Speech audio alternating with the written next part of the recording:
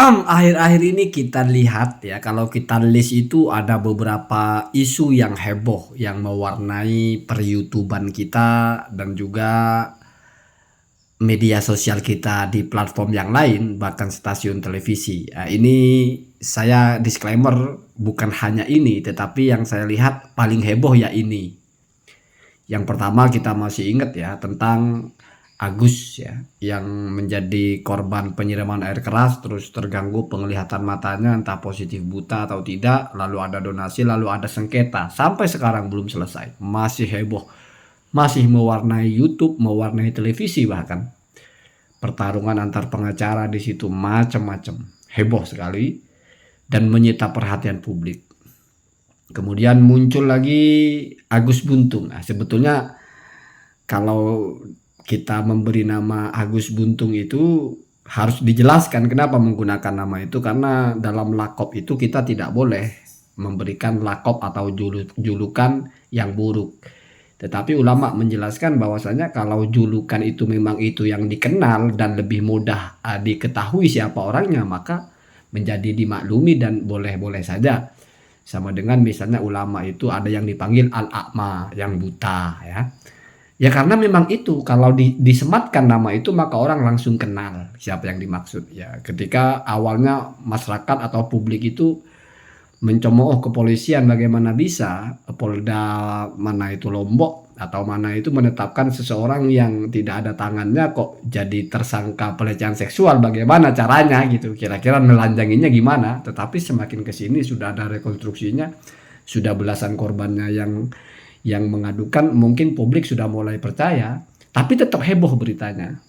Kemudian muncul lagi yang terbaru, Gus Miftah ya, fenomena goblok es teh itu viral sekali itu sampai sekarang.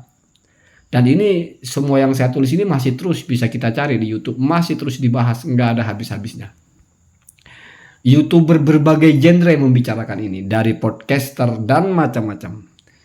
Kemudian 3 yang saya list di bawah ini juga sebetulnya ramai, tetapi nggak seramai di atas kayaknya ya.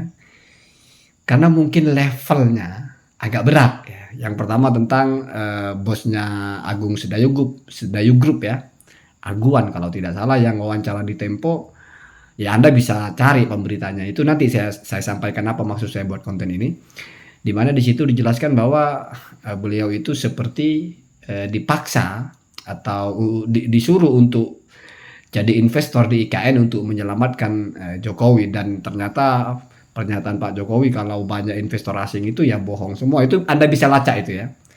Ini saya sampaikan yang sederhana saja, banyak sekali itu dan menjadi pembicaraan di mana-mana. Bahkan konflik terbarunya itu dari pihak Agung Sedayu Group kalau tidak salah, itu seperti mengajukan ke Tempo untuk meralat beritanya tidak perlu ada bahasa memoles wajah Jokowi atau menyelamatkan wajah Jokowi dan sebagainya.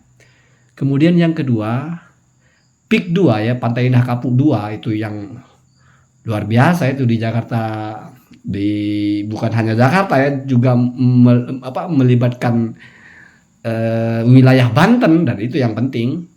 Itu juga mulai diserang ya, Pak Said Didu itu mulai menyuarakan di situ ada pelanggaran, ada kong kali kong, bagaimana bisa statusnya menjadi proyek strategis nasional PSN ya. Apa kepentingannya kok bisa disebut proyek nasional padahal itu swasta dan punya 1 orang pula, kira-kira begitu ya. Kemudian yang paling bawah juga Raja Banten itu sudah mulai bersuara bahwasanya merasa tidak dihargai oleh pengembang PIK ini. Dia sebagai pemilik wilayah bahkan mengklaim ya seperti Jogja, semua tanah itu yang milik kesultanan termasuk di Banten gitu. Tidak bisa dijual, hanya bisa disewakan dan sebagainya, kok tiba-tiba sudah digarap aja, bahkan dibeli dengan harga yang murah, bahasanya tidak sesuai. Nah, dari 6 list ini sebetulnya kalau kita berpikir yang skalanya benar-benar meliputi kepentingan nasional, ya setidaknya yang 3 yang bawah ini. Kalau 3 yang atas itu apa sih urusannya dengan nasional kita? Apa sih pentingnya kita bicara Agus sengketa donasi itu? Itu urusan orang. Ya urusan dia saja. Urusan yang ngasih donasi dengan segelintir orang saja. Tetapi kenapa itu menjadi heboh seolah-olah itu kepentingan nasional? Apa sih pentingnya kita bicara itu? Mungkin ada yang nggak terima ya, kenapa isu Ba'alawi nggak masuk ya? Karena bagi saya itu ya udah terlalu lama ya, udah nggak baru gitu ya. Kemudian yang kedua, Agus Buntung tersangka. Apa sih kepentingannya untuk nasional? Ya selesaikan saja kasusnya itu. Kenapa kita itu nafsu sekali membicarakan apa sih urusan kita gitu? Ya mau dia buntung nggak buntung, bersalah tangkap, selesai persoalan. Apa yang perlu dibicarakan? Nah, kalau yang ketiga mungkin agak ya, karena bersangkut dengan agama, pendakwah, sehingga muncul sertifikasi pendakwah dan sebagainya. Tetapi urgensinya untuk nasional itu apa? Nah, kalau yang bawah, ini tiga-tiganya jelas, ini kepentingan nasional. Bagaimana masa depan IKN? Mestinya itu yang kita bicarakan, yang kita soroti. Kalau sorotan publik, kekuatan netizen itu ingin mengarahkan kepada hal-hal yang konstruktif. Mestinya apa yang melenceng, yang skalanya nasional, itu yang Anda komentari. Itu yang Anda serbu gitu. Jangan urusan orang kita ikut-ikutan nimbrung gitu. Ini kadang-kadang yang perlu kita juga memilih. Apa sih yang perlu dibicarakan gitu. Kalau tiga hal yang bawah ini penting. IKN itu dibangun dengan uang kita sebagai masyarakat. Kita ingin tahu bagaimana kelanjutannya. Kalau di situ ada penyimpangan, usut. Kalau ada kebohongan dan berimplikasi kepada hukum, usut. Itu hak kita. Nah, kalau Agus Buntung, kalau Agus donasi, apa urusannya dengan kita? Tapi kita kan lebih mengedepankan nafsu. Kita lebih enak kalau ngelecehin orang, ngebully orang gitu. Giliran ada yang penting, kita lupa gitu. Mestinya netizen itu ini yang dibicarakan terus. Mestinya YouTuber-YouTuber itu bicaranya yang ini. Kalau memang mau menganggap platformnya itu untuk mencerdaskan masyarakat, untuk mengedukasi masyarakat dan sebagainya. Mestinya podcaster itu ini yang dibicarakan. Kenapa? Karena mesti ada arahnya. Arah yang baik, arah yang buruk. Apakah dilanjutkan, apakah diusut, apakah dilelang, apa bagaimana, apa akan menjadi mangkrak, menjadi stasiun hantu, apalagi tempatnya jauh di situ.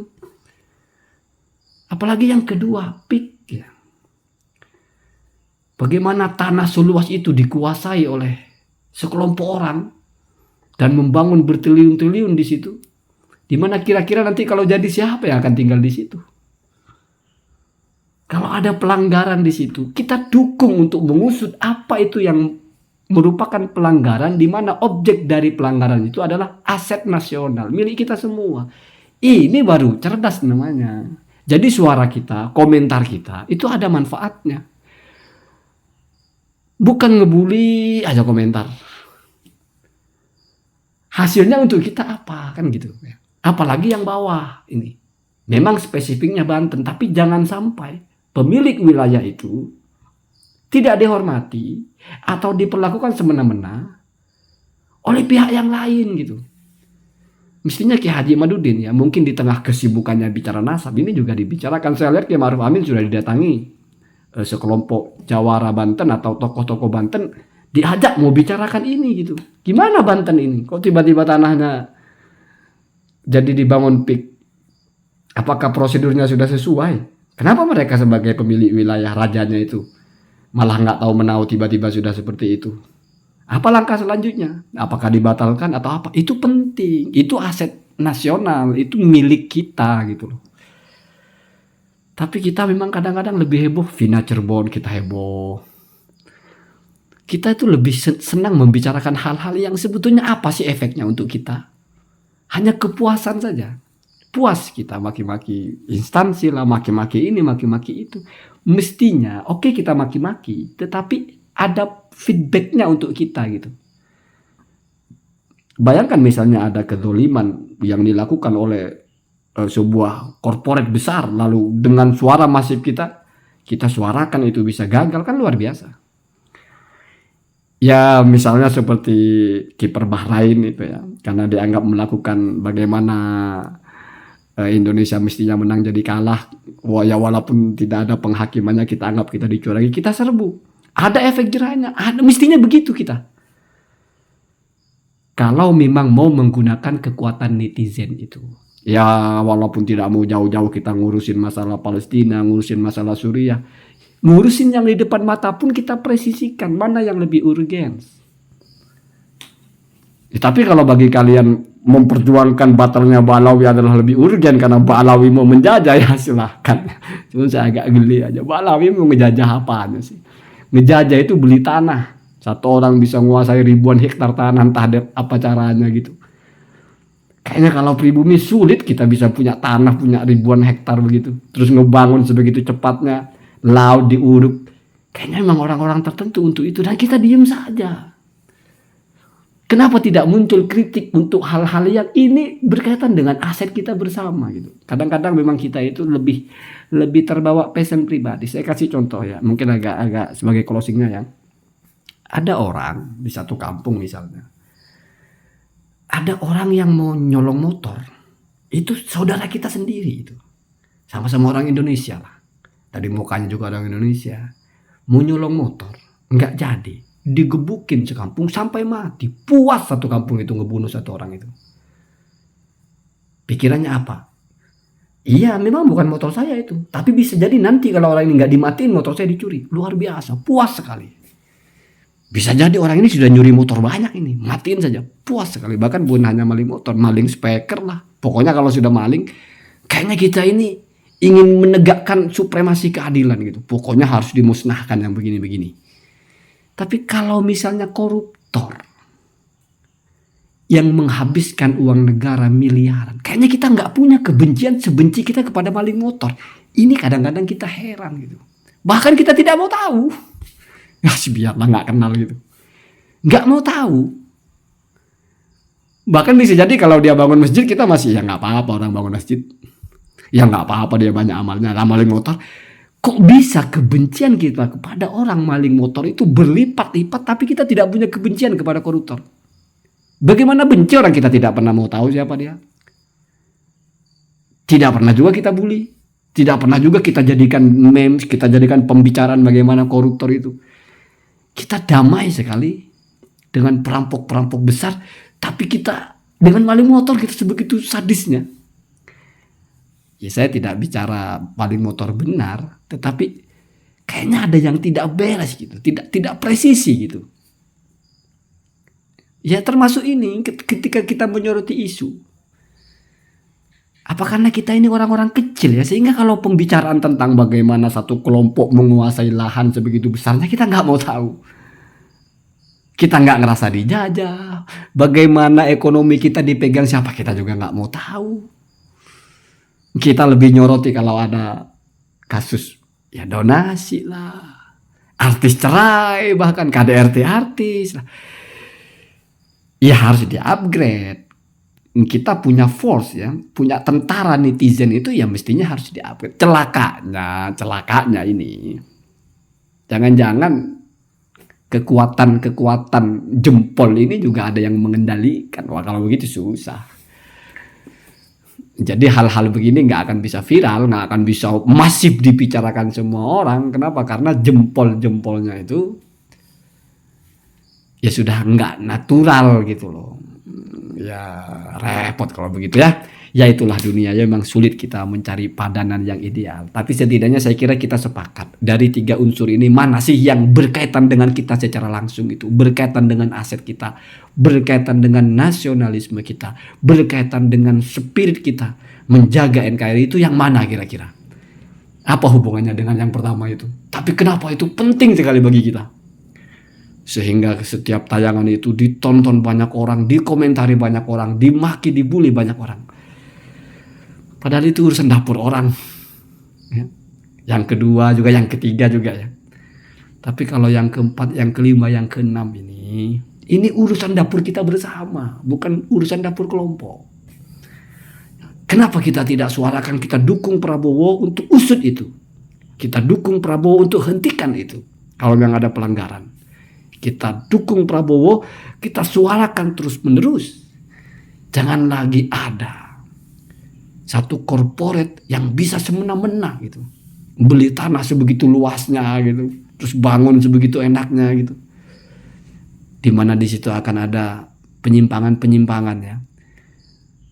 Ya kita lihat saja ya, semoga kekuatan kita, kekuatan jempol kita itu, kalau benar-benar digunakan untuk kemajuan negara ini, kita serang apa-apa yang mengancam negara kita. Salah satunya adalah konglomerasi. Bagaimana satu orang menguasai banyak hal ya.